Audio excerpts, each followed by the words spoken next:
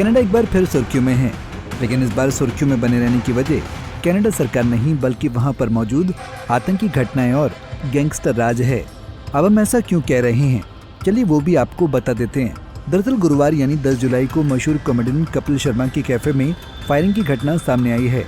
वो भी तब जब 7 जुलाई को ही इस कैफे का उद्घाटन हुआ था। ऐसे में भी मामला घमासान होता जा रहा है। जहां बातों को और न घुमाते हुए चलिए इस खबर के बारे में विस्तार से जानते हैं। दरअसल कपिल शर्मा ने कनाडा में बीते सोमवार यानी 7 जुलाई को अपनी धर्मपत्नी गिन्नी चतरथ के साथ कैप्स कैफे का उद्घाटन किया था, जिसके बाद इस कैफे की शानदार इंटीरियर की फोटो सोशल मीडिया पर जमकर वायरल हुई थी। लेकिन अचानक से फिर वो हुआ जिसकी किसी को उम्मीद नहीं थी।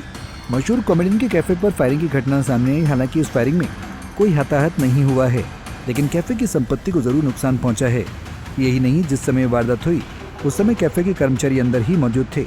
वहीं इस घटना को लेकर सबसे चौंकाने वाला खुलासा तब हुआ जब एक खबर सामने आई कि इस हमले की जिम्मेदारी खालिस्तानी आतंकी संगठन बब्बर खालसा इंटरनेशनल ने ली है। जानकारी के मुताबिक हरजीत सिंह उर्फ लाडी नामक आतंकी ने इस फायरिंग को अंजाम दिया है। बताया जा रहा है कि हरजीत मूल रूप से पंजाब के नवा शहर के गरपधाना गांव का रहने वाला है। इससे पहले भी कई आतंकी गतिविधियों में उसका नाम सामने आ चुका है। 2024 अप्रैल में राष्ट्रीय जांच एजेंसी ने पंजाब में विहिप नेता विकास प्रभाकर की हत्या के लिए लाडी पर 10 लाख रुपए का इनाम घोषित किया था, जिसके बाद हरजीत सिंह लाडी को राष्ट्रीय जांच एजेंसी की मोस्ट वांटेड लिस्ट में शामिल कर दिया गया है। यही नहीं, वो लंबे समय से कनाडा में छुपा हुआ बताया जाता है। तो अब सवाल ये उठता है कि आखिर बब्बर खालसा इंटरनेशनल संगठन क्या है? बब्बर खालसा इंटरनेशनल संगठन? बब्बर खालसा इंटरनेशनल बड़ा आतंकी संगठन है जिसकी स्थापना 1978 में हुई थी। इसका उद्देश्य खालिस्तान की स्थापना था। 1980 और 1990 के दशक में ये संगठन कई बड़े हमलों में शामिल रहा है। इस संगठन को भारत के अलावा अमेरिका, कनाडा, ब्रिटेन और यूरोपीय संघ द्वारा आतंकी संगठन घोषित किया गया है। इसका प्रमुख बब्बर खालसा पाकिस्तान में रहता है और वहां से इसे ऑपरेट करता है। इस पर हथियारों की तस्करी, फंडिंग के लिए ड्रग्स नेटवर्क का उपयोग करने के आरोप लगते रहे हैं। वहीं इस घटना की एक वीडियो भी सामने आई है जिसमें एक व्यक्ति कार के अंदर बैठकर कार की खिड़की से कई राउंड गोलियां चलाता दिख रहा है। गोलीबारी करने के बाद हमलावर वहां से तुरंत फरार हो गया था। हमले के बाद कैप्स कैफे की टीम ने कैफे के आधिकारिक इंस्टाग्राम हैंडल से एक मैसेज शेयर किया जिसमें लिखा था, हमने इस कैफे को सिर्फ एक बिजनेस के रूप में नहीं बल्कि लोगों के लिए एक सुकून भरा कोना बनाने के ख्वाब के साथ खोला था, जहां कॉफी हो, बातचीत हो और गर्मजोशी से भरा माहौल हो। लेकिन उस सपने को गोलियों की आवाज से चीर दिया गया। ये दिल तोड़ने वाला है। हम इस सदमे को अब भी पचा नहीं पा रहे हैं, लेकिन हम हार नहीं मानेंगे।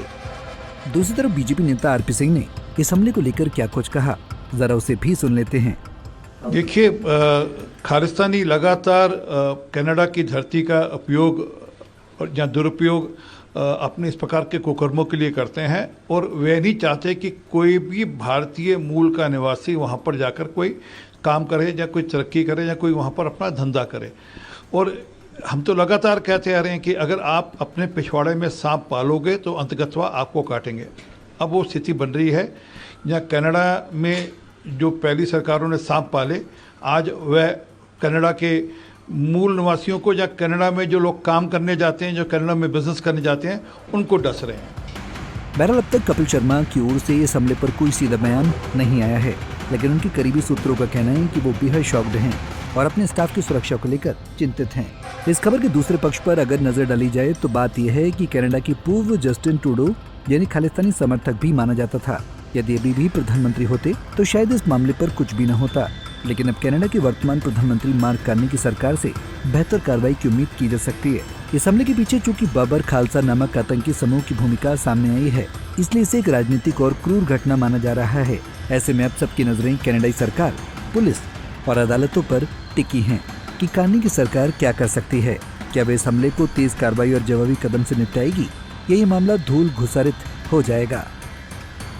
Bureau report, Punjab Kesari TV.